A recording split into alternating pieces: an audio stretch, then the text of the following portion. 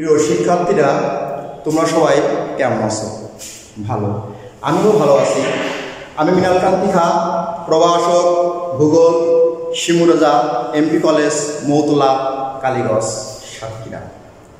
মহামারী করোনা ভাইরাসের কারণে বিগত 17 মার্চ থেকে সারা বাংলাদেশে সকল শিক্ষা প্রতিষ্ঠান বন্ধ হয়ে পড়ে, যার কারণে মাননীয় প্রধানমন্ত্রী শেখ হাসিনা যুগোপযোগী শিক্ষা ব্যবস্থা চালু করার জন্য শিক্ষা মন্ত্রণালয়ের উপরে দায়িত্ব অর্পণ করেন। শিক্ষা মন্ত্রণালয়ের শিক্ষামন্ত্রী, শিক্ষা উপমন্ত্রী, শিক্ষা সচিব স্যার সকল কর্মকর্তা একটি অনলাইন ক্লাস পরিচালনার সুব্যবস্থা নিশ্চিত করেন। তারই নির্দেশনায় বিভিন্ন মাওসী অধিদপ্তর আঞ্চলিক অফিসগুলার নির্দেশনা দেন। তারই নির্দেশনার অর্থাৎ মহাপরিচালক স্যারের নির্দেশনায় সকল প্রতিষ্ঠান প্রধানদের অনলাইন ক্লাস পরিচালনা করার একটি সুব্যবস্থা করে দেন। আমি মাননীয় প্রধানমন্ত্রী, শিক্ষা মন্ত্রণালয় শিক্ষামন্ত্রী, শিক্ষা উপমন্ত্রী, শিক্ষা সচিব স্যারকে ধন্যবাদ জানাই। তাদের সুচিন্তিত মতামত গ্রহণ করার কারণে আজকে সকল প্রতিষ্ঠান বন্ধ হয়ে যাওয়ার ফলে সকল শিক্ষার্থীরা বাসায় বসে অনলাইন ক্লাসের মাধ্যমে তারা তাদের শিক্ষা ব্যবস্থা নিশ্চিত করতে পারছে। আমি মহাপরিচালক স্যারের নির্দেশনায় প্রত্যেক শিক্ষা প্রতিষ্ঠানের প্রধানগণ অর্থাৎ শিমুরাজা এমপি কলেজের অধ্যক্ষ মহোদয় স্যার একটি রুটিন প্রণয়ন করে সকল শিক্ষকবৃন্দের অনলাইন ক্লাস পরিচালনার নির্দেশনা দেন। আমি অধ্যক্ষ স্যারকে ধন্যবাদ জানাই যে সুন্দর একটি রুটিন পরিকল্পনা করার জন্য। মহামারী করোনা ভাইরাসের কারণে 2020-21 শিক্ষাবর্ষের সকল ছাত্রছাত্রীরা বিভিন্ন স্কুল ও মাদ্রাসা থেকে যারা শিমুরাজা এমপি কলেজে অনলাইনের মাধ্যমে ভর্তি হওয়ার সুযোগ নিশ্চিত করেছে, আমি তাদেরকে ধন্যবাদ জানাই। তাদের পিতামাতা, আত্মীয় স্বজন তাদের সুচিন্তিত মতামতের ভিত্তিতে শিমুরাজা এমপি কলেজের এক ভর্তি হওয়ার সুযোগ তৈরি করে দিয়েছেন। আমি তাদেরকে ধন্যবাদ জানাই। আমি ধন্যবাদ জানাই সকল শিক্ষার্থীরা যারা শিমুরাজা এমপি কলেজে অনলাইনের মাধ্যমে ভর্তি হওয়ার পরে যারা ভূগোল বিষয়টাকে চয়েস করেছে, তাদেরকে ধন্যবাদ জানাই। তারা সঠিক সাবজেক্টটি বেছে নিতে পেরেছে। আমি একটি অনলাইন ক্লাস নেব। ভূগোল প্রথম পত্র, প্রাকৃতিক ভূগোল প্রথম অধ্যায়। আমরা প্রথমে আলোচনা করব পাঠ শিরোনাম প্রাকৃতিক ভূগোল কি বা প্রাকৃতিক ভূগোল কাকে বলে।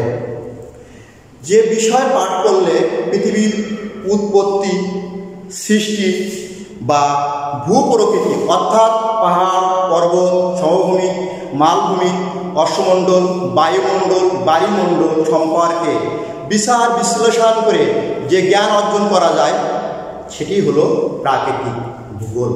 অর্থাৎ আমাকে বিচার বিশ্লেষণ করে প্রাকৃতিক ভূগোলের যাবতীয় বিষয় সম্পর্কে প্রমাণ করতে হবে, তাহলে সেটা প্রাকৃতিক ভূগোলের সংজ্ঞার মধ্যে অন্তর্ভুক্ত করা যাবে।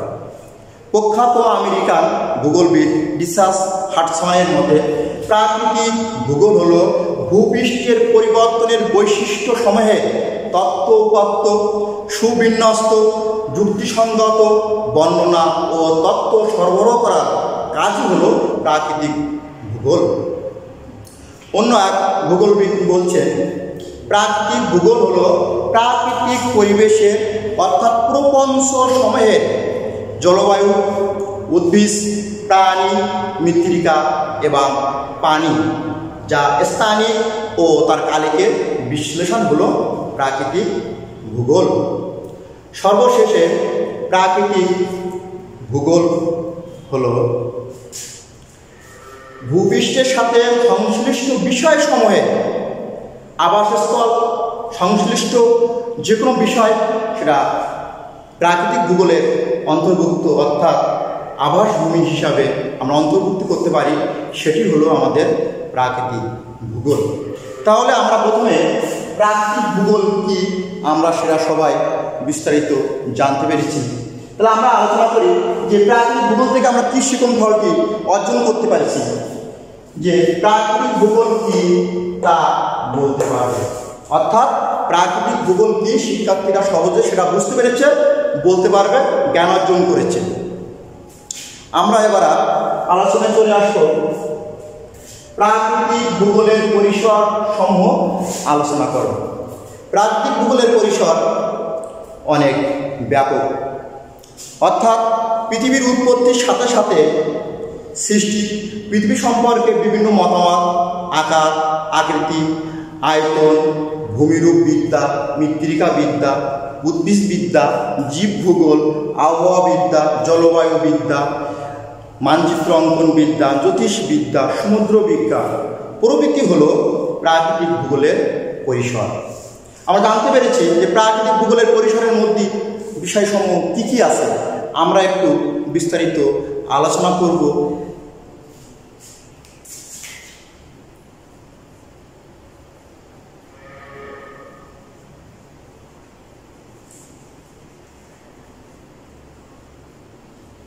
প্রথমে যে পয়েন্টটি পেয়েছি সেটি হচ্ছে ভূমিরূপ বিদ্যা, অর্থাৎ ভূমির সাথে সংশ্লিষ্ট যে বিষয় সেটি হচ্ছে ভূমিরূপ। প্রাকৃতিক ভূগোলের অন্যতম পরিসর হল ভূমিরূপ বিদ্যা।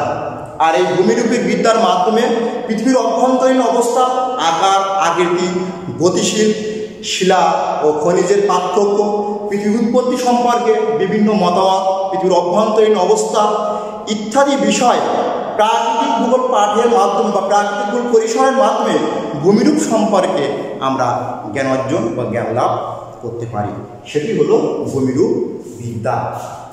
নম্বর 2,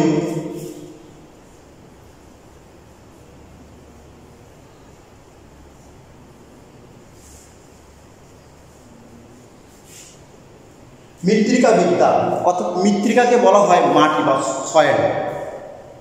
মৃত্তিকা বিজ্ঞান হলো মৃত্তিকা বিজ্ঞানের একটি শাখা। পৃথিবীর বিভিন্ন অঞ্চলে আবহাওয়া ও জলবায়ু ভিন্ন রকমের হওয়ার কারণে মৃত্তিকার ধরন, গঠন, আকার, আকৃতি, বিন্যাস, শ্রেণীবিভাগ বিভিন্ন রকম হয়ে থাকে। কোথাও উষ্ণ, কোথাও আর্দ্র, আবার শুষ্ক হতে পারে। এই উষ্ণ, আর্দ্র, শুষ্ক হওয়ার কারণে এই মৃত্তিকার উপরে আবহাওয়া এবং জলবায়ুগত প্রভাবের ফলে বিভিন্ন ধরনের উদ্ভিদ বিভিন্ন অবস্থায় জন্ম নিয়ে থাকে। সেটা আমরা প্রাকৃতিক ভূগোল অর্থাৎ পরিসরের মাধ্যমে মৃত্তিকা সম্পর্কে বিস্তারিত জ্ঞান লাভ বা আলোচনা করতে পারি। নম্বর 3,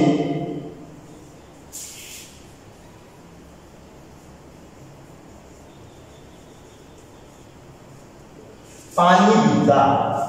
প্রাকৃতিক ভূগোলের অন্যতম গুরুত্বপূর্ণ পরিসর হলো পানি, অর্থাৎ ভূপৃষ্ঠে পানি ছাড়া আমরা মানব জীবনে কোনো কিছু কল্পনা করতে পারি না।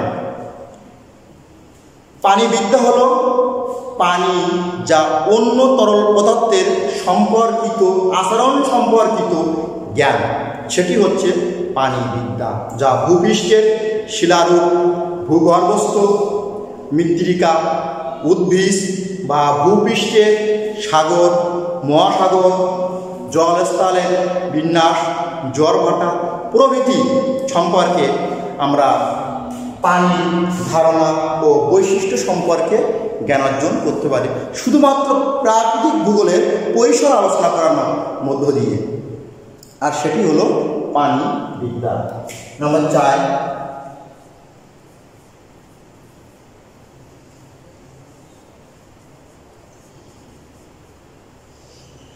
জীব ভূগোল। তাহলে আমরা জীব বলতে যাদের জীবন আছে এটাকে বুঝি, আর এটাকে বলে জীব। আর ভূগোলটা কি, অর্থাৎ ভূগোল বলতে পরিবেশে যা কিছু আছে সেটি হচ্ছে ভূগোলের অংশ বা পরিবেশের অংশ, অর্থাৎ জীব ভূগোল।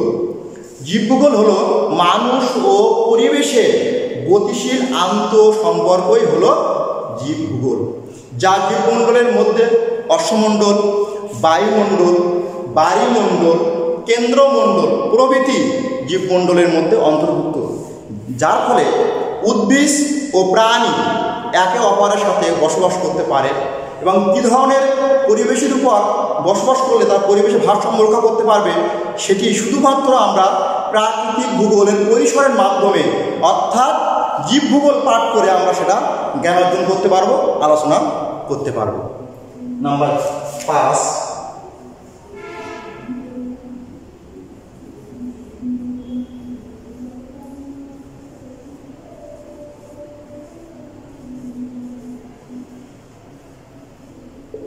মানচিত্র অঙ্কন বিদ্যা। তোমরা সবাই জানো যে মানচিত্র জিনিসটা কি। কোনো কিছু যখন আমরা অঙ্কন খাতায় অঙ্কন করি সেটাকে আমরা নকশা ধরে নিই। আর মানচিত্রটা কি হলো, যে বিষয়ের উপর আমরা চিত্র অঙ্কন করব, সেই বিষয়ের উপরে মানচিত্র। দেখি মানচিত্র বিদ্যা কি।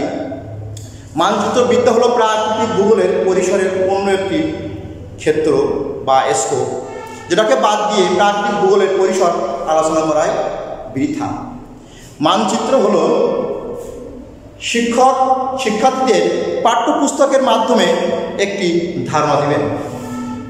ধারণা দেওয়ার পরে শিক্ষক দলগতভাবে 4 জন 5 জন 6 জন করে একটা টিম সেট করে দেবেন। তাদেরকে নিয়ে শিক্ষক মণ্ডলী ফিল্ডে যাবেন, যে বিষয়ের উপর শিক্ষক নির্দেশনা দিবেন সেই বিষয়ের উপর ভিত্তি করে সকল ছাত্রছাত্রী যে স্থানের উপরে, যে পরিবেশের উপরে যা কিছু আছে সেগুলো খাতায় সুন্দরভাবে পেন্সিল দিয়ে অঙ্কন করে নিয়ে আসবেন। এসে শিক্ষকের কাছে পরামর্শ নিয়ে সেটাকে বিভিন্ন ডিজাইনের অঙ্কন করা হবে। সেটি হলো মানচিত্র অঙ্কন বিদ্যা। আর এই মানচিত্র অঙ্কন বিদ্যা একমাত্র শিক্ষকের মাধ্যমে শিক্ষার্থীরা সমস্ত বিষয় সম্পর্কে জ্ঞান অর্জন করতে পারবে। তবে সেটি শুধুমাত্র প্রাকৃতিক ভূগোলের পরিসরের আলোচনার মধ্য দিয়ে এর আলোচনা বা বিশ্লেষণ করা সম্ভব। Number 6,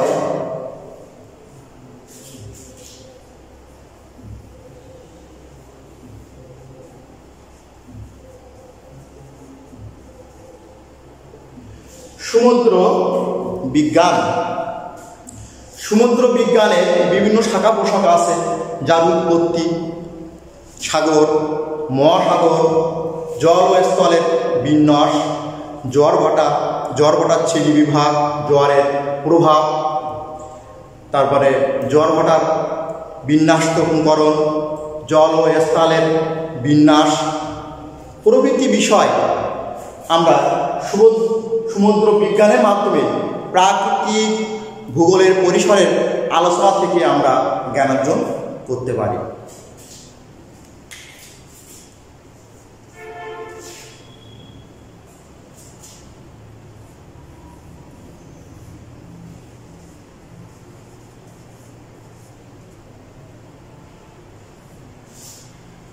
number 7, জ্যোতিষবিদ্যা। আমরা সবাই কম বেশি জানি জ্যোতিষবিদ্যা বলতে গেলে প্রথমে চলে আসবে যারা হাত দেখে গণনা করে আমাদের কোনো না কোনো তথ্য দেয়, সেটাকে আমরা বলি জ্যোতিষবিদ্যা। আসলে এই জ্যোতিষবিদ্যা হলো প্রাকৃতিক ভূগোলের বিষয় নিয়ে বা বিভিন্ন বিষয় নিয়ে গবেষণা করে রিসার্চ করে যে তথ্যগুলো সংগ্রহ করে দিয়েছেন সেই প্রখ্যাত ভূগোলবিদরাই হলেন জ্যোতিষবিদ। এই জ্যোতিষবিদ সম্পর্কে আমরা আকাশ বা মহাজাগতিক বিভিন্ন বিষয় সম্পর্কে বিস্তারিত জ্ঞান অর্জন করতে পেরেছি শুধুমাত্র প্রাকৃতিক ভূগোল পরিসরের আলোচনা করে। আর সেটি হলো মহাজাগতিক বিষয়, যা শুধুমাত্র জ্যোতিষবিদরা ছাড়া আর কারোর পক্ষে এগুলো ধারণা দেওয়া বা জ্ঞান অর্জন করা সম্ভব নয়।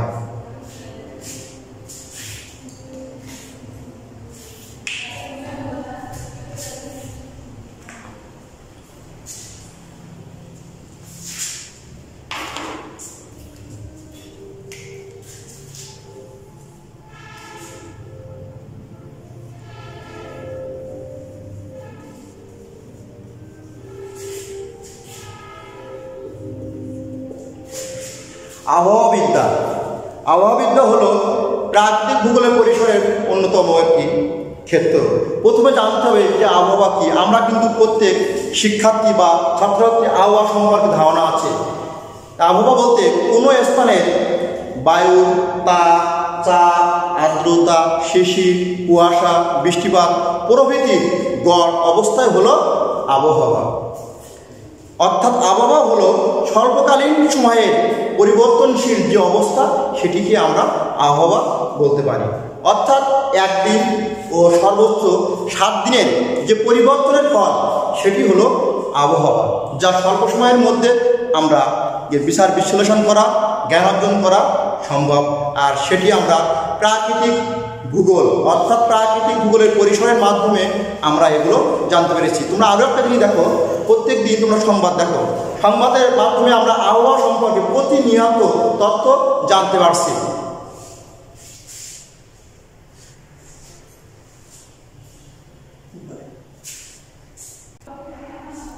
তাহলে আমরা আবহাওয়াবিদ্যা সম্পর্কে সবাই সুন্দরভাবে জ্ঞান অর্জন করতে পারছি। দেখা যাক তারপরে পয়েন্টটি কি আছে।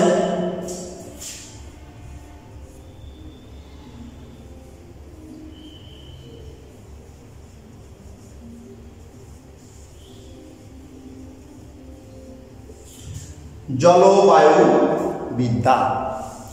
আমরা এর আগে কিন্তু আবহাওয়া সম্পর্কে ধারণা পেয়েছি। আবহাওয়ার সাথে কিন্তু জলবায়ুর একটা সুসম্পর্ক।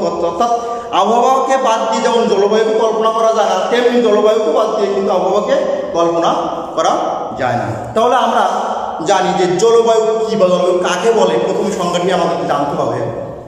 কোনো স্থান বা কোনো অঞ্চলের দীর্ঘদিনের অর্থাৎ 30 থেকে 40 বছরের আবহাওয়ার গড় যে অবস্থা সেটি হচ্ছে জলবায়ু।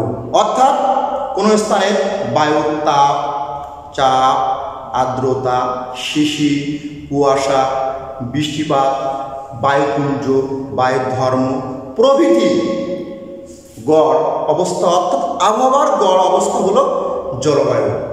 আবার জলবায়ু বিভিন্ন অঞ্চলে বিভিন্ন রকম আবহাওয়া বা জলবায়ু দেখা যায়। যেমন অক্ষাংশ ভেদে, উচ্চতা ভেদে, সমুদ্র থেকে দূরত্ব, ভূমির ঢাল, বৃষ্টিপাত প্রভৃতি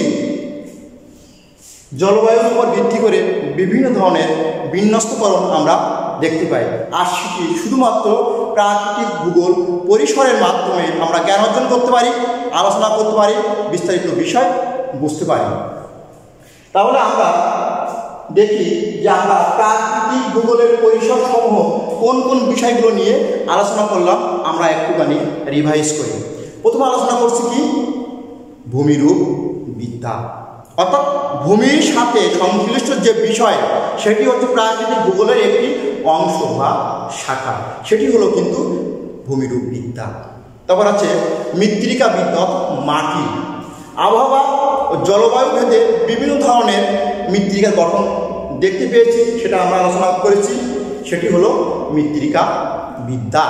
তো আলোচনা করছি কি পানি বিদ্যা, তারপরে মানচিত্র অঙ্কন বিদ্যা, জ্যোতিষ বিদ্যা, জীব ভূগোল, আবহাওয়া, জলবায়ু, এই বিষয়গুলো হলো প্রাকৃতিক ভূগোলের পরিসর। তোমরা নিঃসন্দেহে প্রাকৃতিক ভূগোলের পরিসর সম্পর্কে সুন্দরভাবে বুঝতে পেরেছ এবং জ্ঞান অর্জন করতে পেরেছ। তাহলে আমরা এখান থেকে কী শিখন ফলটি পেয়েছি আমরা সবাই একটু দেখি আর কি, যে প্রাকৃতিক ভূগোলের পরিসর সমূহ ব্যাখ্যা করতে পারবে। অর্থাৎ ছাত্রছাত্রীরা যে জ্ঞান অর্জন করেছে তার উপর ভিত্তি করে প্রাকৃতিক ভূগোলের পরিসর সমূহ ব্যাখ্যা করতে পারবে। এটি হচ্ছে আমাদের শিখন ফল। প্রথম শিখন ফলটি কী ছিল আমি একটু আলোচনা করি। প্রাকৃতিক ভূগোল কী তা বলতে পারবে। নাম্বার 2, প্রাকৃতিক ভূগোলের পরিসর সমূহ ব্যাখ্যা করতে পারবে। আমি আজকে যে বিষয়টি আলোচনা করেছি সে বিষয়ে দুটা শিখন ফল আছে, সেই শিখন ফল আমরা সবাই সুন্দরভাবে বুঝতে পেরেছি। নিঃসন্দেহে তোমাদেরকে ধরলে তোমরা বলতে পারবে। তাহলে আগামী ক্লাস অনলাইনের মাধ্যমে আমি চলে আসব। আগামী ক্লাসে কোন বিষয় নিয়ে আলোচনা করব আমি একটু তোমাদেরকে ধারণা দেই। প্রাকৃতিক ভূগোলের বিষয়বস্তু ও উপাদানসমূহ আলোচনা করো এবং প্রাকৃতিক ভূগোলের পাঠের গুরুত্ব, অর্থাৎ প্রাকৃতিক ভূগোল পাঠ করলে আমরা কী কী গুরুত্ব বা কী কী জ্ঞান অর্জন করতে পারি সে বিষয়সমূহ আগামী ক্লাসে অনলাইনের মাধ্যমে আমরা সবাই ফিরে আসব। তোমরা যারা আমার সাথে আসো বা যারা বাইরে আসো, আগামী ক্লাসে যারা আজকে ক্লাসে অংশগ্রহণ করতে পারোনি তারা নিঃসন্দেহে আগামী ক্লাসে অংশগ্রহণ করবে।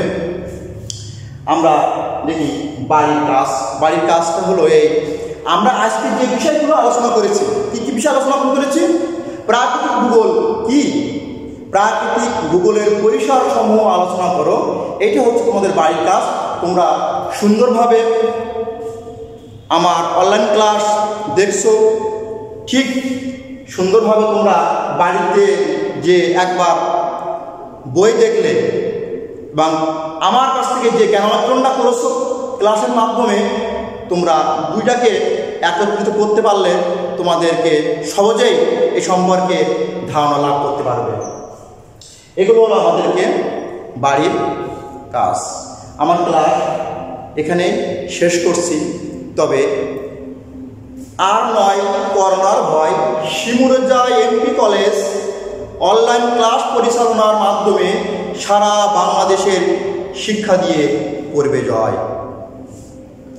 অর্থাৎ শিমুরজা এমপি কলেজের একটি ইউটিউব নামের চ্যানেল আছে, সেই চ্যানেলটি তোমরা সাবস্ক্রাইব করবে, পাশে বেল আইকনটি বাজিয়ে দেবে। তাহলে শিমুরজা এমপি কলেজের প্রিন্সিপাল স্যারের নেতৃত্বে সকল অভিজ্ঞ মণ্ডলীর শিক্ষকের ক্লাসগুলো তোমরা দেখতে পারবে, জ্ঞান অর্জন করতে পারবে এবং বাংলাদেশ সরকারের মাননীয় প্রধানমন্ত্রী শেখ হাসিনা যুগোপযোগীকরণের যে শিক্ষা নিয়ে চিন্তা চেতনা, তার বাস্তবায়ন হলো অনলাইন ক্লাস পরিচালনা করা। আর সে অনলাইনে ক্লাসের মাধ্যমে তোমরা সবাই বাসায় বসে ক্লাসগুলো দেখবে।